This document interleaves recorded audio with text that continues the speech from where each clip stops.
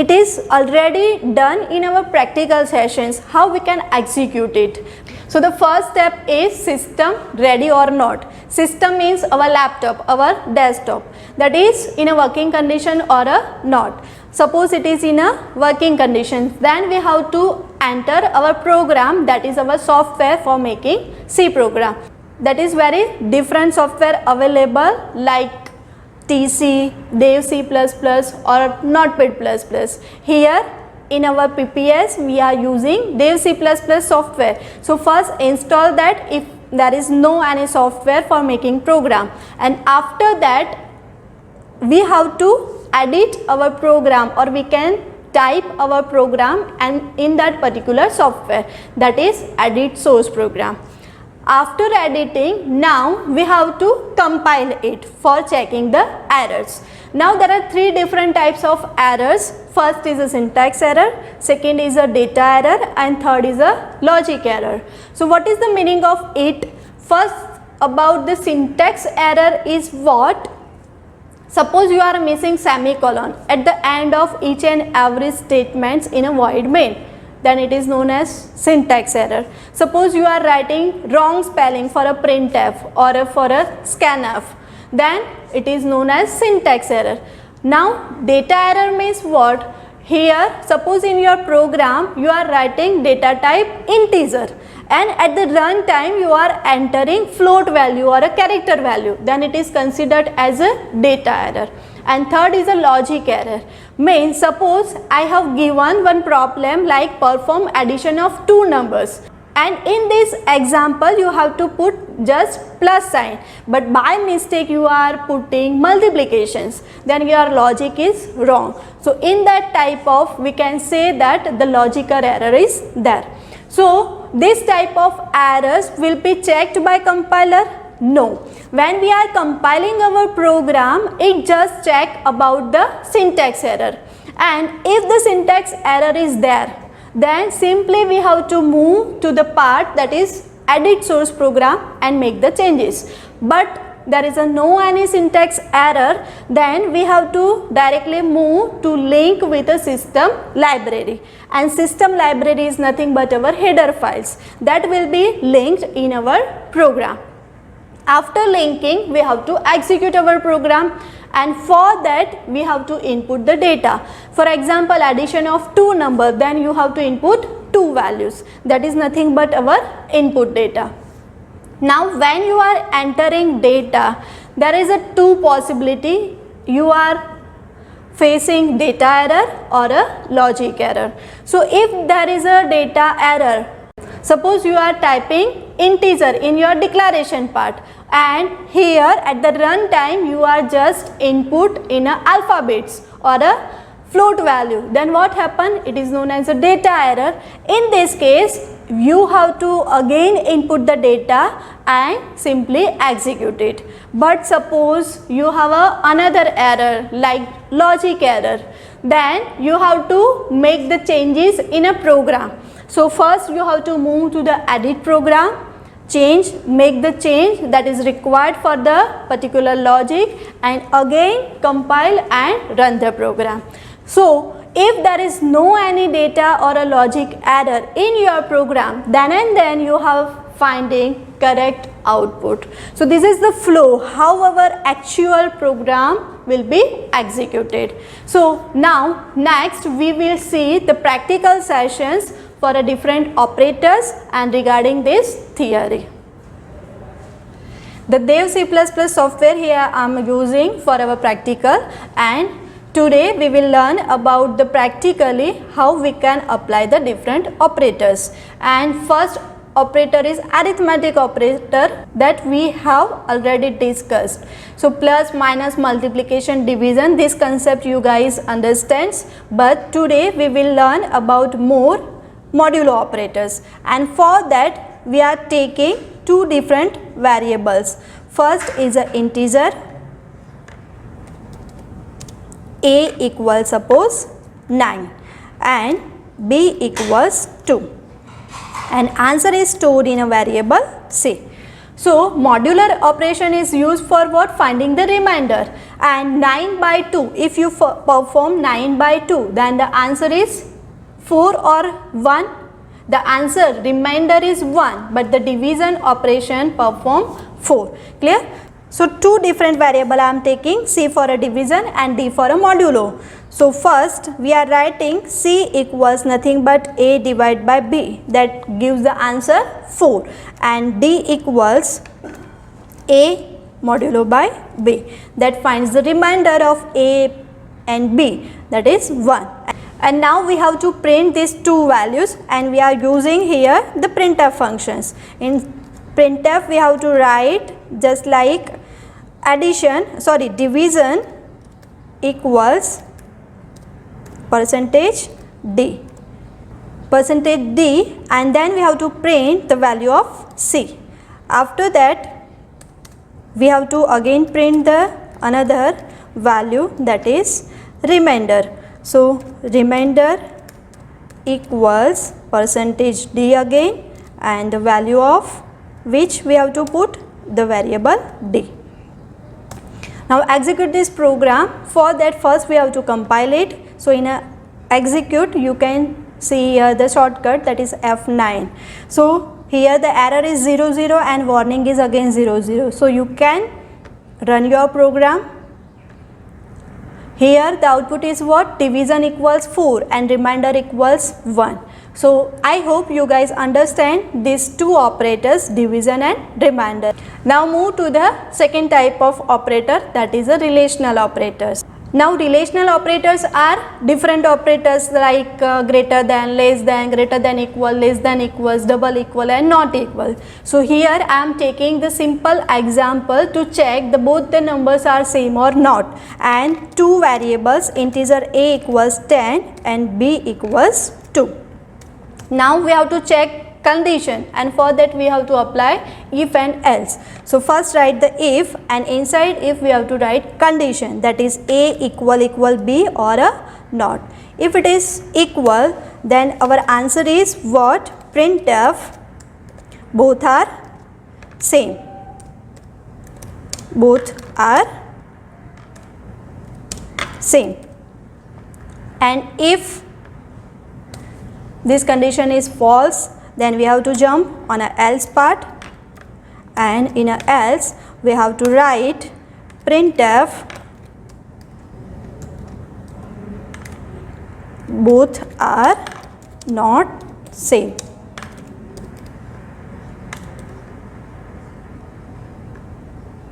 So I think you understand this equal to sign.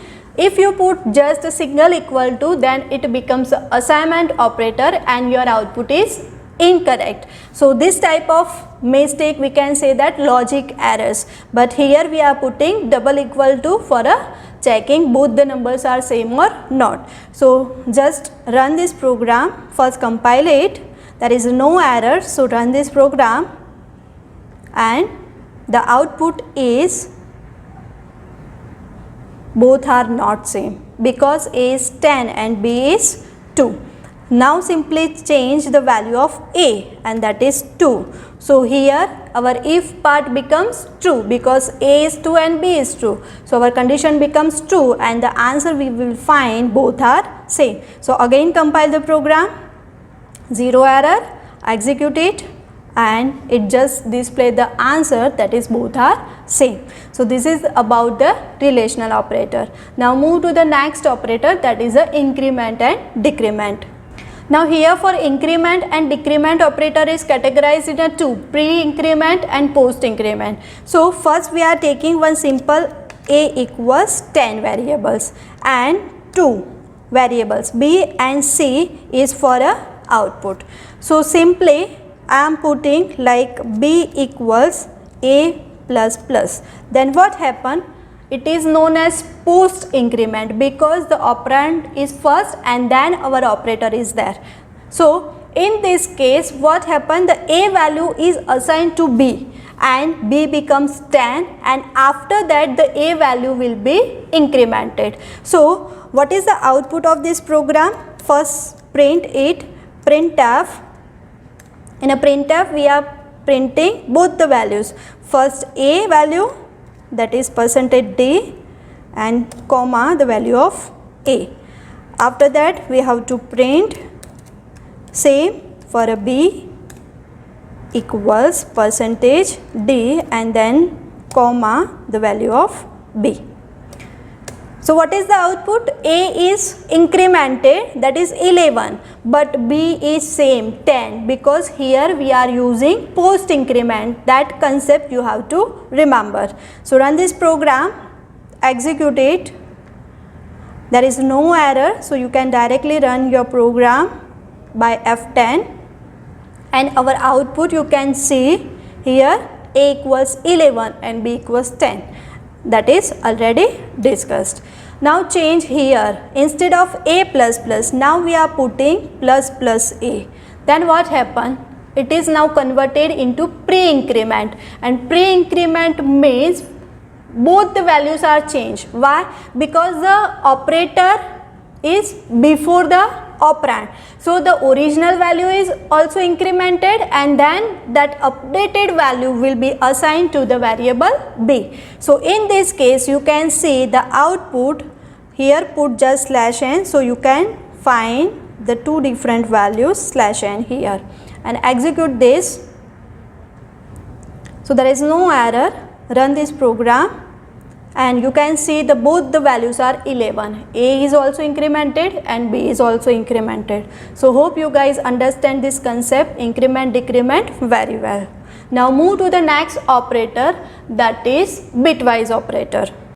The bitwise operators are mainly different like simple AND you can do, or you can do exclusive OR, and the shift left and shift right. Here I am taking just the example for a shift left how it is executed and shift right how it is executed. For that, first declare the variable A equals 4, and our answer is stored in a variable B. Now how we can write? For that you have to write B equals A less than 1. What is the meaning of it? Less than, that is a shift left operator. So it moves the value of A in a left position by 1 bit. So first A value is how executed? It is converted into binary value, and then 1 bit only it is shifted left side. So we have to print this that value of B. We are writing printf shift left, that is in a B. So B equals percentage D and the value of B that we have to print. So what happened? Let's see here, compile that program, there is no error, execute directly, and the output is B equals 8. So here you can say that whenever you are applying shift left concept, then your original value is incremented. Here A is 4, and when you are moving it in a left side, then it becomes more, that is here in this case it becomes 8. And when you are applying another operator, instead of less than, suppose you are applying greater than, then meaning is changed. Now it is a shift right side. What happened? Let's see here, by executing this program. Here you see the value B equals 2. So the A is 4 and that is decremented whenever you are applying the operator shift right. Clear? So these all are about the bitwise operator. Now move to the size of operator. Now if you remember, the size of operator gives only integer value, because all the data types have integer number that occupied by it. For example, integer occupies how many bytes? 2, float 4. So let's hear how it can work. So here I am taking simple variable integer A, and A equals nothing but our operator, that is size of. Inside size of you can pass two things, variable or a data type. Right now I am taking just data type, that is integer, and print that value of A. So printf, inside printf we have to write A equals nothing but percentage D and the value of A. Now what is the output of it? A equals 2, obviously. But here my laptop has a 64-bit processor. So instead of 2, now it gives the answer 4. So that all the size will be depends on a processor. So all the data types and its size that we discussed in our data types theory is just for a 32-bit processor, but it is vary according to the different processors. Clear? So here you are getting not a value 2, but you are getting 4 answer. Let's see here by executing this program.